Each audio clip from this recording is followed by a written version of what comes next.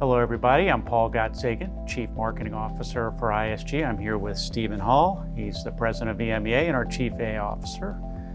Hello, Steve. Paul, great to see you. Good to see you. This is my favorite day of the year. Every year, this might be the fourth year in a row, give or take, that Steve and I sit down and I get to pepper him with questions about what are the predictions for next year. You've done pretty well. We've had some good years, above average. You're an honor student. All right, so that's good. Why don't we go ahead and kick it off without any further ado. Easy question, or maybe just a general question. What are the top 2 or 3 big trends for 2025 that you see? All right, I'm gonna give you 3. First, AI gets eyes. Gets eyes? Gets eyes. What do I mean by that? All right, first, we already know that AI, Gen AI, is multimodal. But what do eyes do, right? Eyes observe, they take things in. It's how we interpret the physical world around us, right? What's the physical world for AI? Data. Okay. What are eyes? Sensors, IoT devices. What if we connected generative AI and AI systems to the billions of sensors that are out there and all of the capabilities? So what we're going to see in 2025 is AI gets eyes. It's really starting to connect to sensor data and uses real-time data to make real-time decisions that influence real things in the physical world. Are these sensors that are already all out there, or they will be deployed, or a little bit of both? A lot of them will be existing. A lot of them will be new sensors. The thing that we see right now on AI is because we've embedded Python and other languages into it, we're able to interpret this data. We're able to connect with it. What you're seeing from all the vendors is integration to CRM, MRP, ERP systems. So you'll be able to take actions on those, which leads us to agentic AI. Number 2, cloud at scale with SaaS. We have reached a massive tipping point in the market with public cloud and SaaS deployment. In many cases, organizations have 80 to 90% of their workloads deployed in a public cloud environment with SaaS. What does that mean? Why is that such a key trend, Steve? It's like, we know that. We know that. It changes your entire operating system now. It changes how you can connect. And each of those SaaS platforms is embedding AI into the platform. It's also embedding connectors to other platforms. So I can now do things in a natural language process, have data accessible to me, make decisions based upon that data, and take actions all within that SaaS platform. Hit me with number 3. Massive, massive. Number 3, this is going to be interesting. Number 3 is what I'll generally call human in the loop gets fuzzier. Let me call it that. HITLGF. I like that. Human in the loop gets fuzzier. So over the past 2 years, let's go back to November 30th, 2022, when everything was launched. We knew human in the loop was really important for AI systems, but now we see the rise of agentic AI. And agentic AI has integrated LLMs, everything from a natural language processing, with algorithms that sit on top of that could be predictive or machine learning, but data-driven essentially, with the ability to make those decisions real-time based upon those actions. Autonomously? Autonomously, if you choose to. Now let's assume, and this just came up last week at this amazing engineering event that I was at, that you have a drone that flies around a warehouse. And the drone is out there collecting all sorts of information about what's in the capabilities and what's in the warehouse. Well, imagine tying that to an LLM where you can say, how many boxes of X do I have? What's my supply chain to order it? How long does that take? And if I'm down, automatically inventory order levels. Yep, inventory levels all the way through. Okay. Tie that directly into your ERP system, get real-time input from your supply chain, and automate that whole piece. But you may want to say, hey, you made a mistake. I don't need 1,000 boxes of my inventory at this time, right? So how do you change that real time, still have that human in the loop making those types of decisions? And so you're going to see agentic AI and this boundary of human in the loop collide in 2025 as we start trusting AI engines to make more and more decisions for us as we go forward. Those three are going to be key to 2025 and beyond. Fantastic. How about, I keep hearing about GCC, Global Capability Center. I know it used to be called Captive. Somewhere along the way, the name changed. But I know it's a big trend, but can you put a fine point on that? Yeah, it's a massive trend, as you said. You're absolutely right. I would say the big trend with GCCs right now is the more that we've digitized the business, the more important technology is to the front end of the business, to, in many cases, the business itself. You know, we've all heard over and over that every business is a tech company now, or every business is a digital company.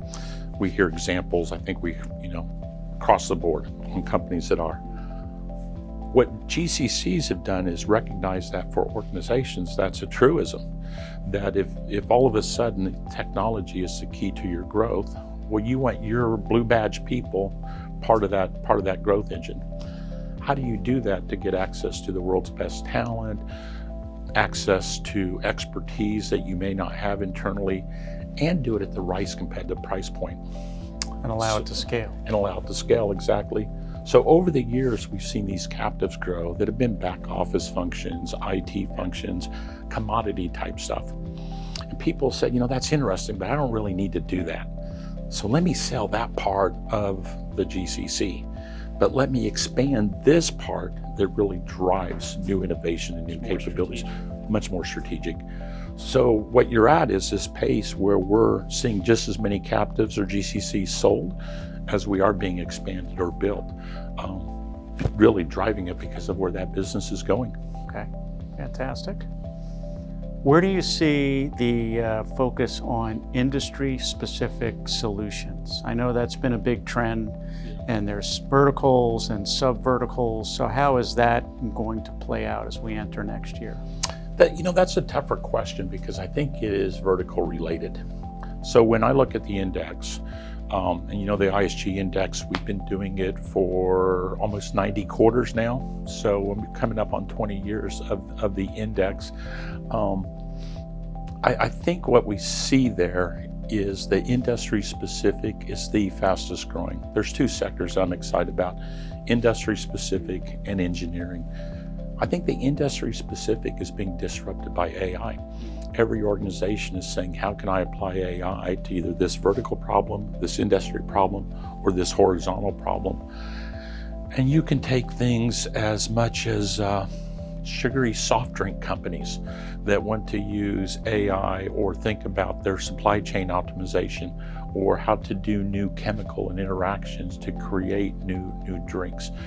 You can certainly think of banking, of manufacturing across the board on how AI is introducing those verticals. And we're seeing hundreds and hundreds of use cases that are very specific there. Okay. AI has a potential dark side, and I know we try to avoid that with governance and all sorts of risk mitigation, but talk about the growing risks and how to think about that just in the context of AI for 2025. I think 2025 will be the year of AI regulation, quite frankly. And I think I'll call it E cubed, or the 3 E's, or the triple threat, right? And I think the triple threat for AI in 2025 is ethics, the economy, and energy. So we'll call it E cubed. And when you look at the ethics, you're seeing things like the EU AI Act, DORA, the California AI Act. Every government is taking a look at this. A lot of regulation. And they're concerned about a couple key things. Jobs is certainly one of the big drivers, but I would say privacy is the biggest driver.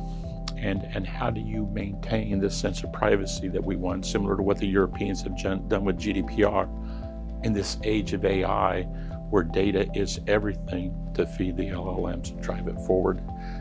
I don't think, I'm not a believer in the Terminator effect. We've talked about this in the past. I don't think that's where AI goes. I worry about it a little bit. Yeah, I'm actually reading this fantastic book right now from Henry Kissinger called Genesis. And Henry Kissinger finished the book before he passed away at the ripe age of 100.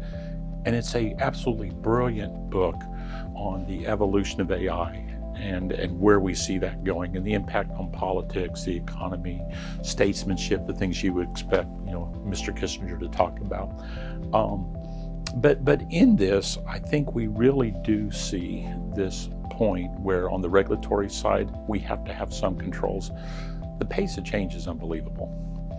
I mean, if you again go back to November 2022, you jump forward to 2024, May of 2024 is when we launched the Agentic AI.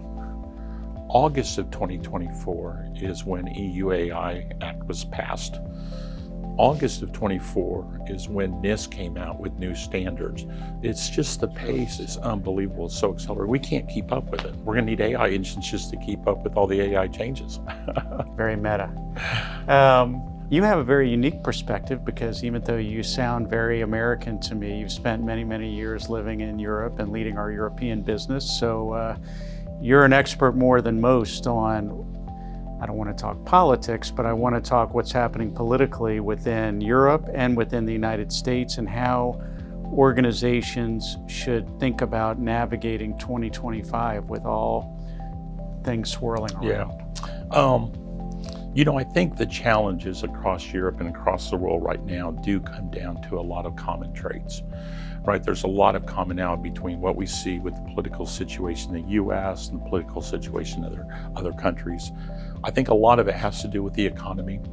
The transition to EVs is having a really difficult impact on the manufacturing sector. Immigration has changed how people perceive their culture, their environment, and everything else, and that's having an impact on jobs.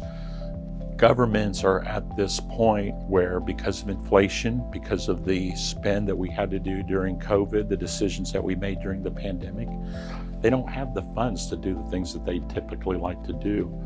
So you're seeing government after government either change or be severely impacted on what they can do.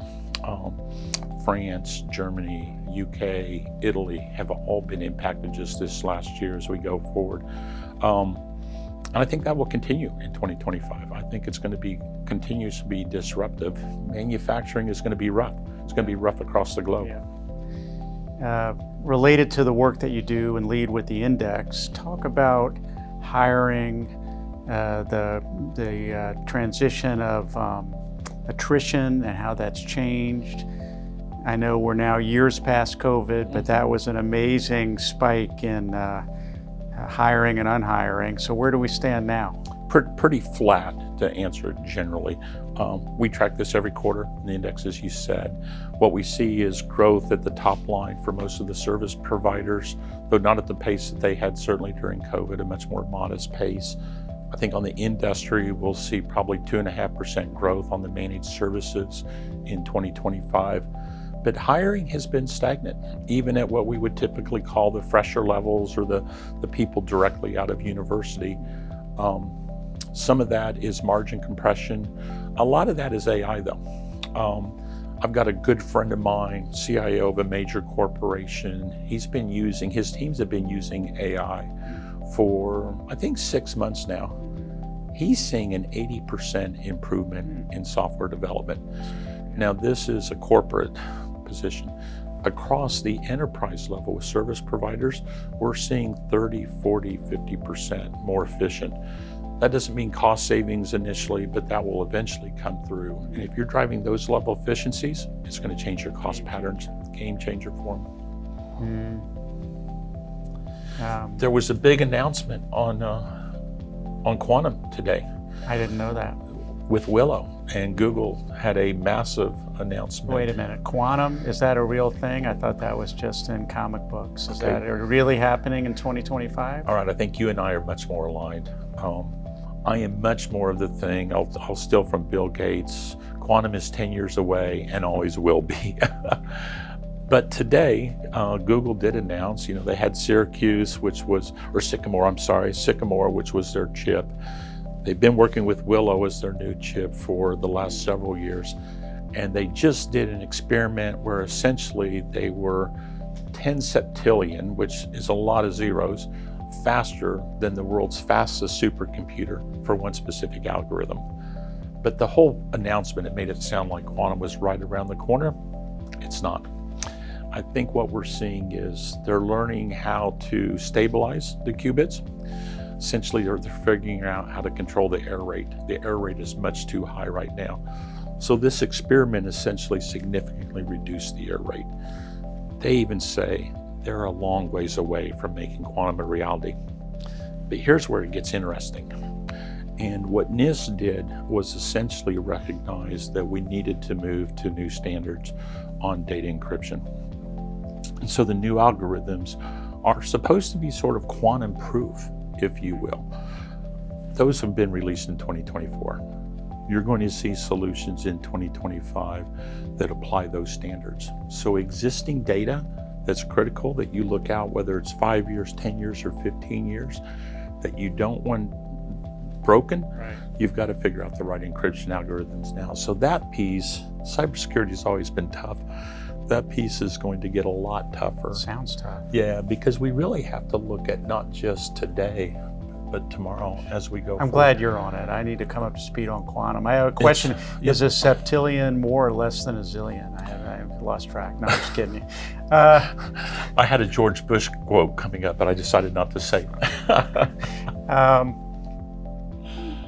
Maybe a generic question, but we always talk about the tech stack.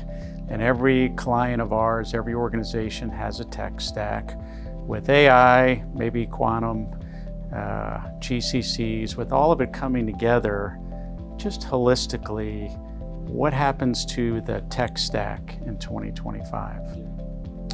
I think the role of the CIO is getting incredibly complex. And it's just not the tech stack anymore that they have to be concerned about. In some ways, it's simplified because in some ways, if you've gone to cloud computing, a lot of the traditional stack is managed, but you've got a whole other cloud management layer that you have to concern yourself about. With AI, we're talking about moving things closer to the edge, reducing that signal to noise ratio, or more quickly finding the needle in the haystack, whichever analogy you want to use. So that's going to add complexity. But the stack itself has, and I think two things, the stack itself and the democratization of AI has made everybody a technologist. So if I'm a CIO and I'm responsible for the assets of an organization and everybody's a technologist, then everybody thinks they can do it. And in some ways, that's good because you can move to these product-oriented design models. You can have organizations go full stack all the way through the product line. But in other ways, it really complicates the security, the assets, the legacy. Shadow IT all over again. It's not even shadow IT anymore. It's just really the way IT technology is done now. It's a tough market to buy things in. So things like the ISG buyer behavior actually become more critical because there's so many more options. And each of those options are tailored to a vertical or a horizontal or specific component now, as we've broken down that problem more and more. So it makes it really difficult for CIOs to make decisions. As we move into next year, following along those lines, what's the dynamic between CIOs, IT, and the business and general managers running businesses? Does AI or any of these trends change the dynamics in any significant way between the business and IT? It's a brilliant question. I think they do. So an event several weeks ago, I sort of hypothesized on 3 mega trends that I really thought were going to shape 2025, a little bit different than what we talked today. And this really had to do with operating models and the role of the CIO in business. And the 3 trends were really cloud at scale and SaaS and how that enables organizations to drive their own decisions. GCCs, thinking through the operating model itself, and of course the impact of AI across those businesses. Those 3 trends have really changed how organizations can think about their operating model.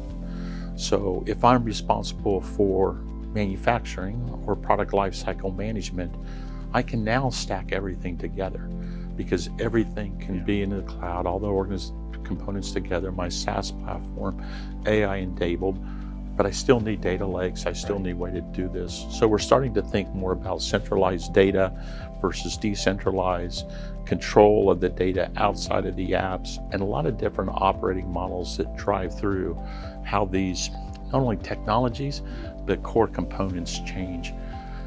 I think you'll already see CIOs are going to become business leaders, and it's going to be less about the infrastructure, less about CISOs, less about other components, and they're going to be leaders of their organization and drive new capabilities as they're going forward.